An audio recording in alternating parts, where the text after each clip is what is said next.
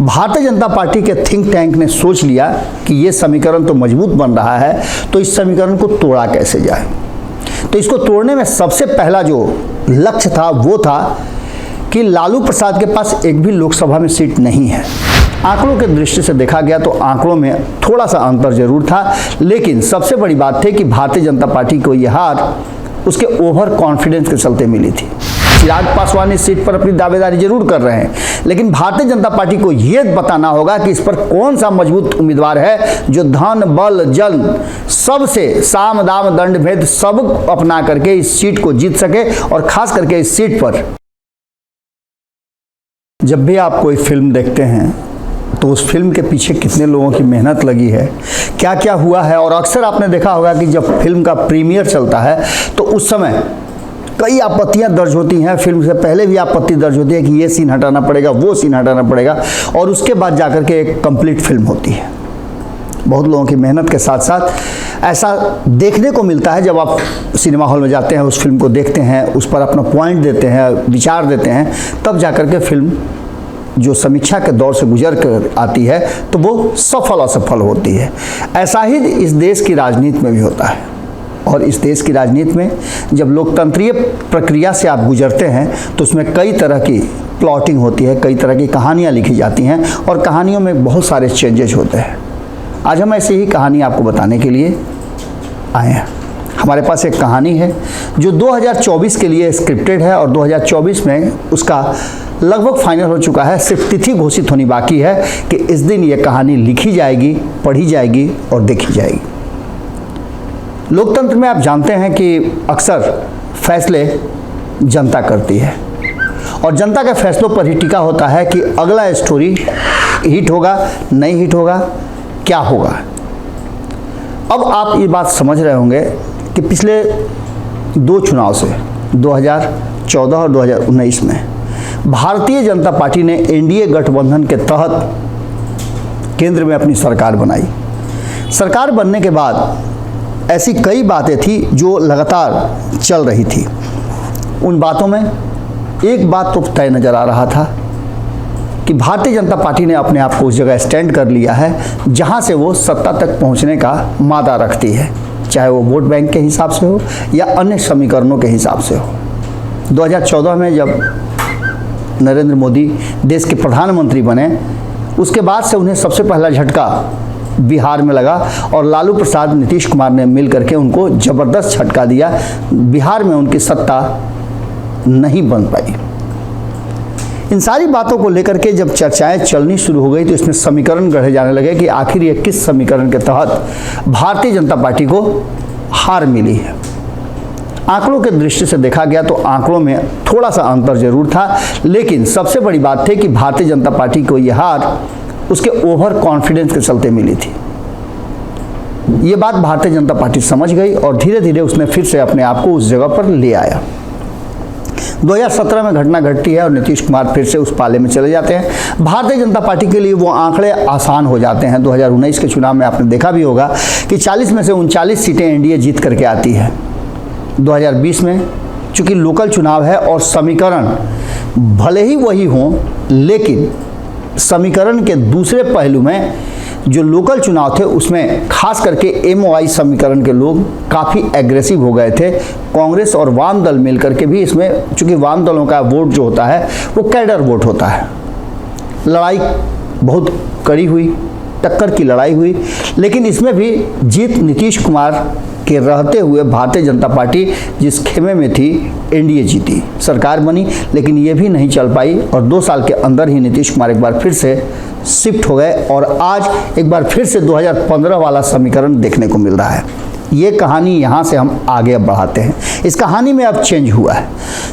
जैसे ही ये बातें भारतीय जनता पार्टी के थिंक टैंक ने सोच लिया कि ये समीकरण तो मजबूत बन रहा है, तो इस समीकरण को तोड़ा कैसे जाए।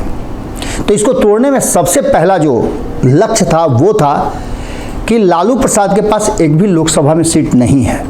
एक सीट है कांग्रेस के पास और बाकी जो एनडीए के तहत जीत करके गए थे नीतीश कुमार, उनके पास है 16 सीट है। उन 16 सीटों में से कौन सी ऐसी सीट है जिस पर भारतीय जनता पार्टी एक नई स्ट्रेटजी के तहत नई स्टोरी लिख करके कहानी को चेंज करके जीत सकती है। भारतीय जनता पार्टी का लक्ष्य है 2019 के रिजल्ट को दोहराना और इसके लिए वो तैयारियां जबरदस्त कर रही है।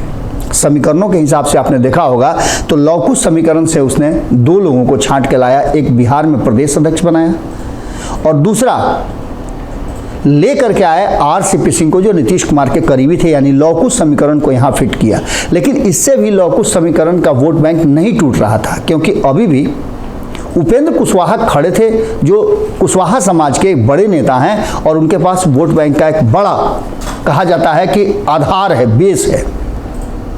अब भारतीय जनता पार्टी ने उन्हें भी अपने पाले में कर लिया है, यानी लव कुश समीकरण का जो 8% वोट है, 9%, उस वोट में से अधिकांश हिस्सा भारतीय जनता पार्टी के तरफ शिफ्ट होता हुआ दिखाई दे रहा है। लेकिन इससे भी काम नहीं बन पा रहा था। अब भारतीय जनता पार्टी को वो वोट चाहिए था जो नीतीश कुमार का 16% वोट है। एक बार फिर से सोचना शुरू किया तो उसके सोच में एक बात साफ नजर आई कि नीतीश कुमार के उन 16 सीटों पर कैसे कब्जा किया जा सकता है। उसके लिए हमने आपको बताया कि किस तरह से वो धीरे धीरे करके उन लोगों को लाते गई। जीतन मांझी, उसके बाद पशुपति कुमार पारस तो थे ही, चिराग पासवान को लाया और यहाँ भी दलित वोटरों का जो ये पूरा जोड़ है 10 से 12% का, उसमें से अधिकांश वोट अपने पक्ष में लाने के लिए तैयारी शुरू कर दी। लेकिन काम इससे भी नहीं हो रहा था।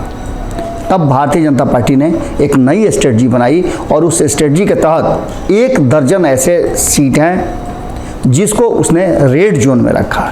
इनमें से 10 सीटें ऐसी हैं जो जनता दल यूनाइटेड के पास हैं और 2 सीटें ऐसी हैं जो अलग अलग दल के पास है, यानी कि इनमें से कुछ सीटें करीब 9-10 सीटें हैं जदयू की और 2-3 सीटें जो हैं वो आ रही हैं, कांग्रेस की एक है और बाकी की लोक जनशक्ति पार्टी की है। इन सीटों के लिए भारतीय जनता पार्टी ने हर हाल में जीतने का फॉर्मूला तय किया है। ये फॉर्मूला कहीं ना कहीं साफ बता रहा है कि नीतीश लालू को कैसे निपटाने के लिए तैयारी करेंगे। हालांकि लालू प्रसाद के पास अभी वर्तमान में एक भी सीट नहीं है, इसलिए बहुत ज़्यादा टेंशन की बात नहीं है। अगर एक आध सीट वो जीत के आते भी हैं तो वो भारतीय जनता पार्टी या जो सीट अभी 23 है उसमें से एक भी सीट नहीं जीत पाए, इसकी पूरी तैयारी की जाएगी। मजबूर होकर के लालू प्रसाद को नीतीश कुमार से सीटें मांगनी पड़ेगी और 3-4 सीटें जो बच जाती हैं 12 के बाद, वो सीटें कहीं ना कहीं राष्ट्रीय जनता दल उस पर टारगेट किए हुए है जो नीतीश कुमार से लेगा। उसके बदले में नीतीश कुमार को दूसरी सीटें दी जा सकती हैं। ऐसे में जो 8 सीटें हैं वो बिल्कुल हॉट सीट रखी गई है। इस सीट पर हर हाल में भारतीय जनता पार्टी को जीतना ही जीतना है, जिसमें से मुंगेर की सीट है जो जनता दल यूनाइटेड के पास है। ललन सिंह यहाँ से सांसद हैं जो पार्टी के राष्ट्रीय अध्यक्ष भी हैं।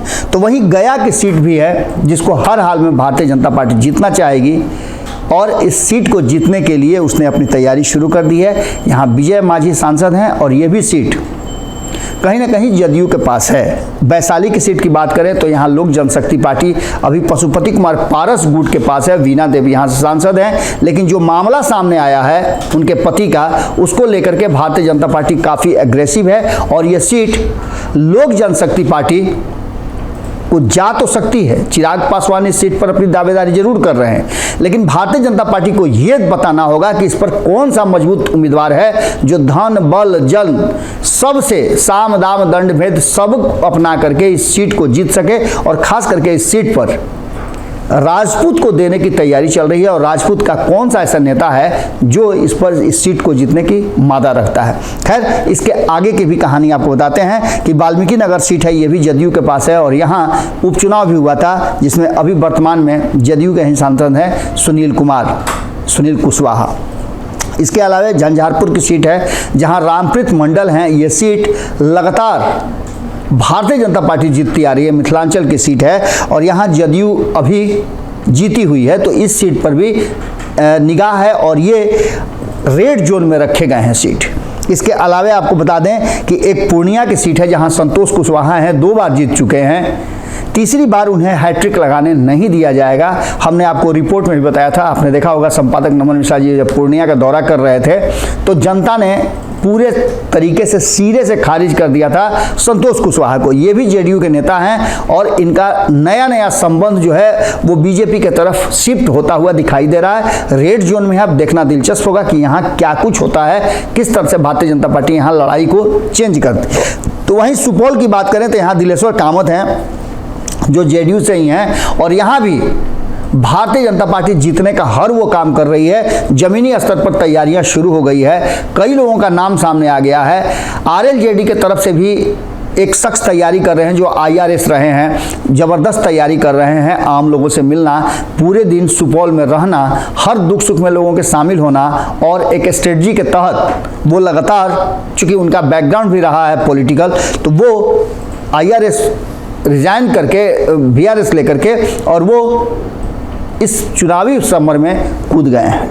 इसके अलावे बात नवादा की करें तो यहाँ भी भारतीय जनता पार्टी की नज़र है, क्योंकि चंदन सिंह को लेकर के अभी भी संशय की स्थिति बनी हुई है और यहाँ भारतीय जनता पार्टी 2014 में जीती थी, गिरिराज सिंह यहाँ से सांसद बने थे। अब ये सीट एक बार फिर से भारतीय जनता पार्टी अपने तरफ शिफ्ट कर सकती है, क्योंकि आपको याद होगा कि 2019 में इस सीट को एलजेपी की तरफ जाने में क्या क्या हुआ था। एक ललन सिंह के लिए पूरा का पूरा स्ट्रक्चर चेंज करना पड़ा था। ये बातें भारतीय जनता पार्टी को याद है। वहीं आपको बता दें कि शेष जो सीटें बचती है, जिसमें से किशनगंज की एक सीट है जो कांग्रेस के पास है, इस पर कैसे भारतीय जनता पार्टी अपने सहयोगियों को देकर के इस सीट पर जीत हासिल करेगी। सिवान की सीट है जो दूसरी बार जदयू के पास है और इस सीट पर कविता सिंह चुनाव जीती हैं। यहाँ भी कहा यह जा रहा है कि कविता सिंह के पति जो हैं वो लगातार भारतीय जनता पार्टी के संपर्क में हैं, लेकिन इस सीट में आपने देखा होगा कि लोक जनशक्ति पार्टी भी इस सीट पर चिराग पासवान कहीं ना कहीं अपनी तैयारियां शुरू कर रहे हैं और आपने देखा होगा कि किस तरह से वो पुराने जो वहाँ के उम्मीदवार थे उनसे मुलाकात कर रहे हैं। तो बात करें कटिहार के, यहाँ दुलाल चंद्र गोस्वामी हैं, यहाँ भी जेडीयू की सीट है, इस पर भी नज़र है। और सीतामढ़ी की बात करें तो सुनील कुमार पिंटू जिन्हें अंतिम समय में 2019 में टिकट मिला था, इस सीट पर भी भारतीय जनता पार्टी की नज़र है। यानी एनडीए गठबंधन के साथियों को इन सीटों पर चुनाव लड़ा करके भारतीय जनता पार्टी इस बार गेम को चेंज करेगी। यानी कि सीधी तरह से आपको नज़र आ रहा होगा कि कहानी में एक बार फिर से चेंज हुआ है। अभी कितने चेंजेज होंगे देखना दिलचस्प होगा, लेकिन इतना तय है कि लालू प्रसाद और नीतीश कुमार से टक्कर लेने के लिए भारतीय जनता पार्टी की स्ट्रेटजी लगातार बदल रही है। जुड़े रहिए भारत लाइव के साथ, अगली खबर में जल्द ही मुलाकात होगी। अगर ये वीडियो पसंद आई और वह बिहार के राजनीति और बिहारियत से सरोकार रखेनी तो सब्सक्राइब बटन दबा के चैनल के सब्सक्राइब कर ली। ओजे एगो घंटी बा, ओकरा बटन दबा देला से कुल सटीक और मारक खबर रुआ मुफ्त में मिल जाई। अगर रुआ पत्रकारिता के हमनी के नया प्रयोग में सहयोग कर चाहतानी तो ज्वाइन बटन दबा दी। पेटीएम नंबर नोट कर ली 9386816700। धन्यवाद।